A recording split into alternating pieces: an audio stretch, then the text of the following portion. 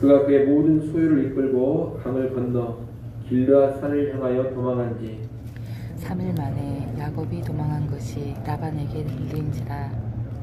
라반이 그의 형제를 거느리고 7일 길을 쫓아가 길르앗 산에서 그에게 이르렀더니 밤에 하나님이 아람 사람 라반에게 현몽하여 이르시되 너는 삼가 야곱에게 선악간에 말하지 말라 하셨더라. 라반이 야곱을 뒤쫓아 이르렀으니 야곱이 그 산에 장막을 친지라. 라반이 그 형제와 더불어 길르앗 산에 장막을 치고 라반이 야곱에게 이르되 내가 나를 속이고 내 딸들을 칼에 사로잡힌 자 같이 끌고 갔으니 어찌 이같이 하였느냐. 내가 즐거움과 노래와 북과 수금으로 너를 보내었거늘 어찌하여 내가 나를 속이고 가만히 도망하고 내게 알리지 아니하였으며 내가 내 손자들과 딸들에게 입맞추지 못하게 하였으니 내 행위가 참으로 어리석도다. 너를 해할 만한 능력이 내 손에 있으나 너희 아버지의 하나님이 어젯밤에 내게 말씀하시기를 너는 삼가 야곱에게 선악간에 말하지 말라 하셨느니라. 이제 내가 내 아버지 집을 사모하여 돌아가려는 것은 옳거니와 어찌 내 신을 도둑질하였느냐. 야곱이 라반에게 대답하여 이르되 내가 생각하기를 외삼촌이 외삼촌의 딸들을 내게서 억지로 빼앗으리라 하여 두려워하였음이니이다. 외삼촌의 신을 누구에게서 찾든지 그는 살지 못할 것이요 우리 형제들 앞에서 무엇이든지 외삼촌의 것이 발견되거든 외삼촌에게로 가져가소서 하니 야곱은 라헬이 그것을 도둑질한 줄을 알지 못함이었더라. 라반이 야곱의 장막에 들어가고 레아의 장막에 들어가고 두 여종의 장막에 들어갔으나 찾지 못하고 레아의 장막에서 나와 라헬의 장막에 들어가매 라헬이 그 드라빔을 가져 낙타 안장 아래에 놓고 그 위에 앉은지라. 라반이 그 장막에서 찾다가 찾아내지 못하매 라헬이 그의 아버지에게 이르되 마침 생리가 있어 일어나서 영접할 수 없사오니 내 주는 노하지 마소서 하니라. 라반이 그 드라빔을 두루 찾다가 찾아내지 못한지라. 야곱이 노하여 라반을 책망할세. 야곱이 라반에게 대답하여 이르되 내 허물이 무엇이니까 무슨 죄가 있기에 외삼촌께서 내 뒤를 급히 추격하나이까. 외삼촌께서 내 물건을 다 뒤져보셨으니 외삼촌의 집안 물건 중에서 무엇을 찾아내었나이까. 여기 내 형제와 외삼촌의 형제 앞에 그것을 두고 우리 둘 사이에 판단하게 하소서. 내가 이 20년을 외삼촌과 함께 하였거니와 외삼촌의 암양들이나 암염소들이 낙태하지 아니하였고 또 외삼촌의 양떼의 순양을 내가 먹지 아니하였으며 물려 찢긴 것은 내가 외삼촌에게로 가져가지 아니하고 낮에 도둑을 맞았든지 밤에 도둑을 맞았든지 외삼촌이 그것을 내 손에서 찾았으므로 내가 스스로 그것을 보충하였으며 내가 이와 같이 낮에는 더위와 밤에는 추위를 무릅쓰고 눈붙일 겨를도 없이 지냈나이다. 내가 외삼촌의 집에 있는 이 20년 동안 외삼촌의 두 딸을 위하여 14년 외삼촌의 양떼를 위하여 6년을 외삼촌에게 봉사하였거니와 외삼촌께서 내 품삯을 10번이나 바꾸셨으며 우리 아버지 하나님 아브라함의 하나님 곧 이삭이 경외하는 이가 나와 함께 계시지 아니하셨더라면 외삼촌께서 이제 나를 빈손으로 돌려보내셨으리나마는 하나님이 내 고난과 내 손의 수고를 보시고 어젯밤에 외삼촌을 책망하셨나이다. 아멘. 아멘. 야곱은 외삼촌 라반 몰래 가나안 땅을 향해 도망을 쳤습니다. 그리고 그 와중에 라헬은 아버지 라반의 드라빔을 훔쳤습니다. 야곱이 도망친 지 3일 후에 이 소식이 라반에게 전해집니다. 그러자 라반은 야곱을 급히 추격해서 7일째 되는 날에 야곱을 따라잡습니다. 야곱은 라반이 쫓아오기 전에 가나안 땅에 아버지 이삭에게로 가면 안전하리라 그렇게 생각을 했습니다. 하지만 야곱이 아버지 이삭에게 미처 도착하기도 전에 길르앗 산에서 붙잡히게 된 겁니다. 지금 라반은 몹시 분노했습니다. 야곱이 몰래 도망쳐버린 일로도 화가 났지만 드라빔을 훔쳐갔다고 생각하니 더욱 화가 난 것입니다. 야곱은 분노한 라반이 무리를 이끌고 추격해온 것을 보고 무척 두려웠을 겁니다. 하란을 떠나기 전보다 지금의 상황이 훨씬 더 불안하고 두려운 상황입니다. 그러나 바로 이때 하나님께서 적극적으로 개입을 해주십니다. 하나님은 라반의 꿈에 나타나셔서 너는 삼가 야곱에게 선악간 말하지 말라 그렇게 말씀하십니다. 야곱에게 무엇이든지 따지지 말고 그대로 놔두라는 겁니다. 꿈에 하나님이 이렇게 직접 나타나셔서 야곱을 건들지 말라고 하시니 라반이 어떻게 할 수가 없습니다. 그래서 라반은 다음날 야곱을 만나 무엇 때문에 도망을 쳤느냐, 나에게 말만 했다면 화려하게 송별식을 해주고 보내주지 않았겠느냐 이렇게 말하면서 야곱을 향해 네가 어리석었다고 합니다. 그러면서 라반이 꺼낸 것이 드라빔 문제입니다. 어제 우리는 라헬이 가정의 보호를 위해서 그리고 훗날에 재산 상속을 위해서 드라빔을 훔쳤다고 했습니다. 그런데 지금 그 드라빔으로 인해서 문제가 벌어졌습니다. 라헬이 드라빔을 훔치지 않았더라면 이제 고향으로 그대로 가면 되는데 드라빔으로 인해서 또 다른 문제가 벌어진 겁니다. 라반은 야곱을 향해서 너희가 내 드라빔을 훔쳐갔다고 합니다. 아무것도 모르는 야곱은 만약 드라빔이 누구에게 쓰든지 발견이 된다면 그 사람은 죽을 것이라고 합니다. 이제 그러니 누가 위기에 빠지게 되느냐? 라헬이 위기에 빠지게 됩니다.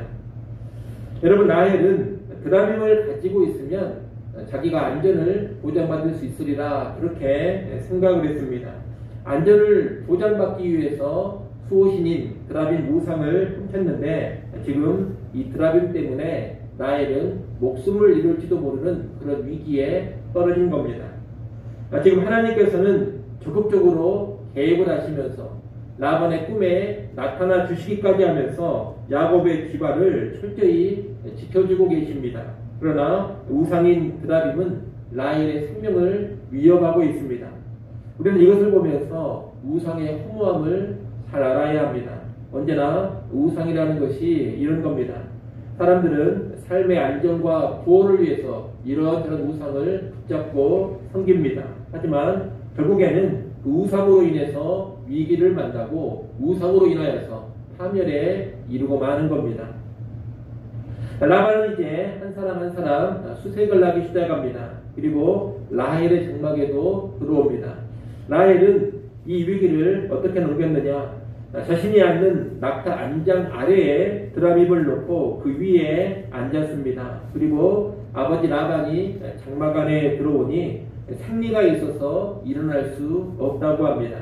이에 라반은 장막 안 이곳 저곳을 찾아보다가 결국 드라빔을 찾지 못하고 나가게 됩니다. 사실 이 라반이 적극적으로 찾고자 했다면 라헬이 앉은 안장 아래도 찾을 수가 있었을 겁니다. 하지만 라반은 그렇게 하지 않고 라헬의 말을 순순히 듣고 따릅니다. 사실 이 역시 하나님께서 보호를 해주신 겁니다. 드라빔이 아닙니다. 드라빔은 오히려 위기를 초래했습니다. 지금 야곱의 집안 그리고 라헬을 지켜주시는 분은 누구냐? 여호와 하나님이신 겁니다. 아울러 라헬이 드라빔을 자기 아래에 깔고 앉아있는 장면은 우리에게 재미있는 모습을 보여줍니다. 가정의 수호신으로 여겨지는 이 드라빔이 여인의 엉덩이에 깔려서 눌려있는 그런 모습을 보여주고 있는 겁니다. 이 모습 또한 실상 우상이라는 것이 아무런 힘도 없다라는 것을 여실히 보여주는 장면입니다. 지금 하나님께서는 라반의 꿈에 나타나시면서 라반을 막아주십니다. 하나님의 명령에 그 강하고 독한 사람 라반이 꼼짝없이 따르고 있습니다. 야곱의 집안을 하나님께서 둘러주시고 지켜주고 계십니다. 아주 위엄이 있고 당당하신 하나님의 모습입니다. 그에 반해서 지금 이 드라빔은 어떻습니까? 여자의 엉덩이에 깔려 있습니다. 신상의 입장에서 보자면 참으로 수치스러운 모습입니다. 나이를 지켜주기는커녕 아무런 힘도 발휘하지 못하고 여자의 엉덩이에나 깔려있는 존재, 바로 그것이 드라빔이라는 겁니다. 오늘 본문을 통해서 우리는 이런 드라빔이 얼마나 헛되고 무기력한 것인지를 분명히 알아야 하는 겁니다. 여러분, 우상은 언제나 무기력한 것입니다. 헛된 것입니다. 사람이 결코 붙잡을 대상이 아니고 의지할 대상도 아닙니다. 여러분, 이것을 꼭 기억하시고 세상의 모든 헛된 우상들을 철저히 버리시고 참 신이요 살아계신 신이신 여호와 하나님만 의지하시기를 바랍니다. 라반이 아무에게서도 드라빔을 찾지 못하자 야곱이 이제 자신만만해졌습니다. 자신을 향한 하나님의 보호도 확신을 하게 되었고, 또 드라빔으로 문제를 제기했던 라반의 말이 아무런 근거도 없다는 것이 드러나게 되자 야곱은 이제 오히려 라반에게 큰 소리를 칩니다. 그 내용이 36절부터 42절에 쭉 나와 있습니다. 그 내용을 쭉 보게 되면 다른 내용이 아닙니다. 내가 얼마나 외삼촌 집에서 고생을 했는지 아느냐. 당신의 행위가 정말로 선하지 않았다. 당신의 행위는 정말로 잘못되었지만 하나님께서 모든 것을 다 지켜보시고 나를 보호해 주시고 나에게 많은 재산을 주셨다. 그리고 당신을 책망하신 것이다. 이런 내용입니다. 이 내용이나 말하는 기세를 보면 야곱이 지금 정말로 위풍당당하게 말하고 있습니다. 사실 야곱은 처음에 외삼촌 라반의 집 하란을 떠날 때 라반을 만나서 이렇게 당당하게 말할 수 있어야 했습니다. 하지만 그때에는 두려워서 그렇게 하지를 못했습니다. 말도 못하고 몰래 도망을 쳤습니다. 그런데 지금 하나님께서 나를 보호해 주신다는 것을 분명히 체험을 하고서 이렇게 담대해진 겁니다. 여러분, 야곱의 상황이 외적으로는 바뀐 것이 사실 없습니다. 똑같은 상황입니다. 단지 하나님의 보호에 대한 확신이 생긴 것, 그것 하나 달라졌습니다. 그런데 그 확신으로 인해서 야곱이 말하고 야곱이 행동하는 것이 확연하게 달라진 겁니다. 하나님의 보호를 절대적으로 신뢰하지 못했을 때에는 두려움과 불안 가운데 있었는데 하나님의 보호를 이제 신뢰하게 되니 아주 담대하고 당당해진 것입니다. 여러분, 사람이 그렇습니다. 하나님께서 정말로 나를 보호하신다. 그런 확신이 생겨나면 사람이 강해지고 사람이 담대해집니다. 늘 위축되어 있고 무언가 두려워하는 사람은 그저 환경의 문제가 아닙니다. 세상 무엇의 문제이냐? 믿음의 문제인 것입니다. 하나님이 나와 영원토록 함께 하신다. 하나님이 반드시 나를 지키시고 나를 인도해 가신다. 여러분, 이런 확신이 있으면 사람은 강하게 됩니다. 그 사람은 담대하게 됩니다. 환경보다 중요한 것이 바로 믿음이라는 것을 우리는 분명히 알아야 하겠습니다. 이것을 꼭 기억하시고 함께 하시는 하나님을 바라보고 하나님을 신뢰하는 가운데 이 땅에 하루하루 살아가시기 바랍니다. 환경이 나를 담대하게 준다. 그런 헛된 생각에 빠지지 마시고 하나님에 대한 믿음이 나를 강하게 한다. 담대하게 한다. 그 믿음으로 오늘 하루도 살아갈 수 있기를 간절히 소원합니다. 기도하겠습니다.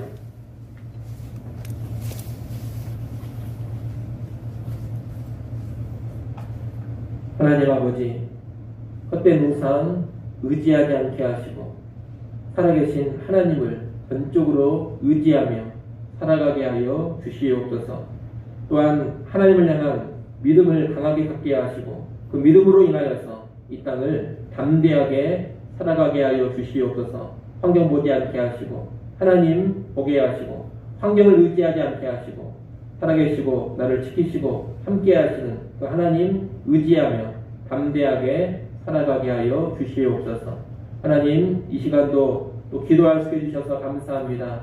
기도하는 시간 다시금 하나님을 바라보게 하시고 주를 향한 우리의 믿음이 더욱 견고해지게 하여 주시옵소서. 믿음으로 살아 위로받게 하시고 믿음으로 살아 승리케 하여 주시옵소서. 우리의 모든 상황들도 하나님께 다 아뢰게 하시고 주께 아뢰는 가운데 하늘 평안 누리게 하여 주시옵소서. 오늘 하루 살아감에 있어서도 살아계신 하나님과 긴밀히 동행하게 하시고 하나님의 선하시고 기뻐하시고 온전한 뜻을 분별하며 순종하며 나아가게 하여 주옵소서.